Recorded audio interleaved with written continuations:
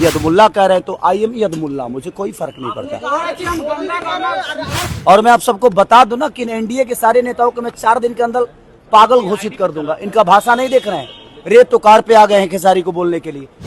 जीवन में कभी चुनाव नहीं लड़ूंगा और ना ही शपथ ग्रहण किए मुद्दे को भटकाते हैं दूसरी तरफ, हर बार जंगल राज की बात करते हैं। आज जो बच्चे शिक्षा से दूर हैं वो 20 साल के बच्चे हैं।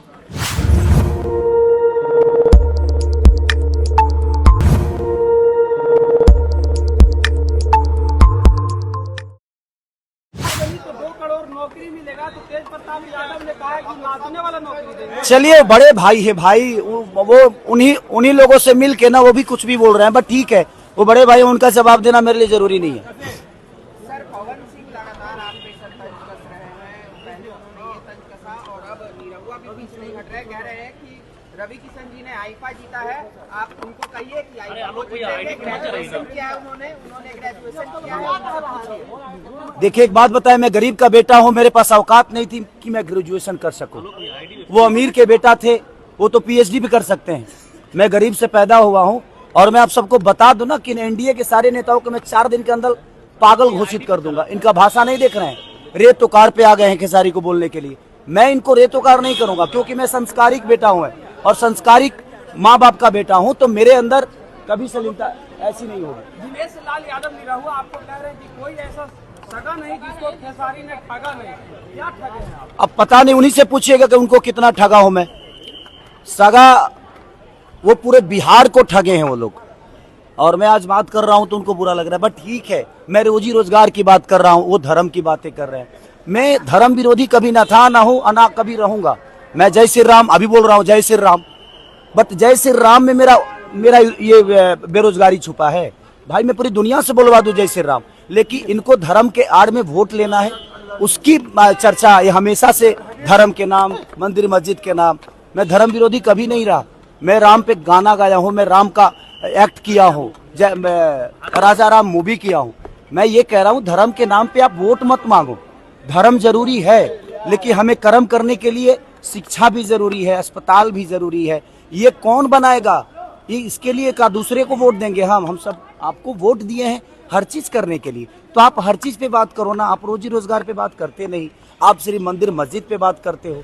ये मुद्दे को भटकाते हैं दूसरी तरफ, हर बार जंगल राज की बात करते हैं। आज जो बच्चे शिक्षा से दूर हैं वो 20 साल के बच्चे हैं, और 20 साल से किसकी सरकार है? मानिए हमारे चाचा नीतीश कुमार जी की।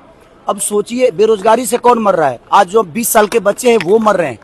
तो मैं वही तो सवाल कर रहा हूँ कि आप जंगल राज की बात, हमारे पापा जंगल राज के हो सकता है हिस्सा होंगे, भाई मैं नहीं था, तो मुझे प्रॉब्लम हो रही है, मेरे आने वाले भविष्य की प्रॉब्लम हो रही है, मैं उस पर चर्चा करता हूँ। तो ये अब मेरे को धर्म विरोधी बता देते हैं कि आप धर्म विरोधी हो।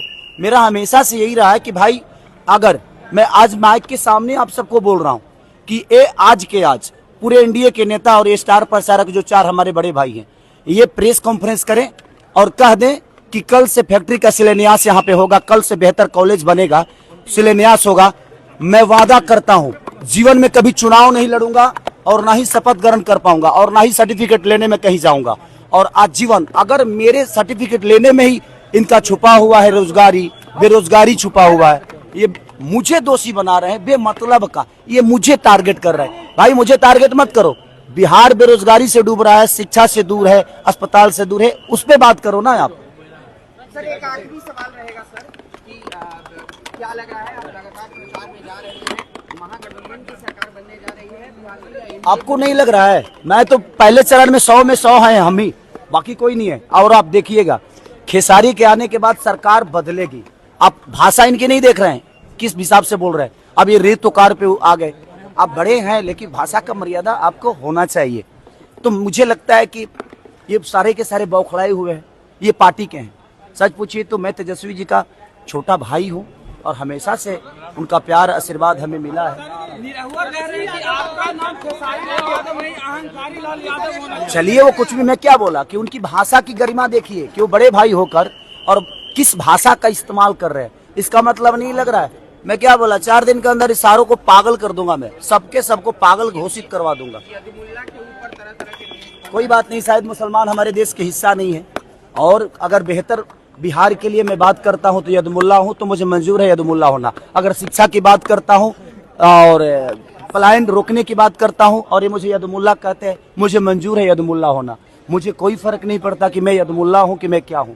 आप बिहार को बेरोजगारी से दूर कर दो, बिहार के बच्चों को बेहतर शिक्षा दे दो, बिहार के बच्चों को बेहतर पलायन रोकने की बात कर दो, उनको अपने घर में रोक दो, अपने माँ बाप के साथ रहने पे मजबूर करो। मैं उसके अगर उनको ये शब्द बोलने से और ये करने से यदुमुल्ला कह रहे हैं तो आई एम यदुमुल्ला, मुझे कोई फर्क नहीं पड़ता। कहा है कि हम गंदा गाना सीखे हैं इन्हीं चारों लोग से गाने के। बिल्कुल सीखा हूँ भाई, आगे यही थे ना। और जहां तक कह रहे हैं ना कि उन्होंने ये जीता है, उन्होंने वो जीता है, तो भाई मेरे से पहले तो रवि जी के बाद आप आए थे ना, तो आप क्या क्यों नहीं जीत लिए? तो आप नहीं जीते तो हम भी छोड़ दिए, हम नहीं जीता हूँ, रहने दो, इसलिए मैं भी नहीं जीता। सर वोट चोरी के ऊपर लगातार सवाल उठ रहे हैं। वो तो आज से थोड़ी हो रहा है, कितनी बार हो रहा है। I love you.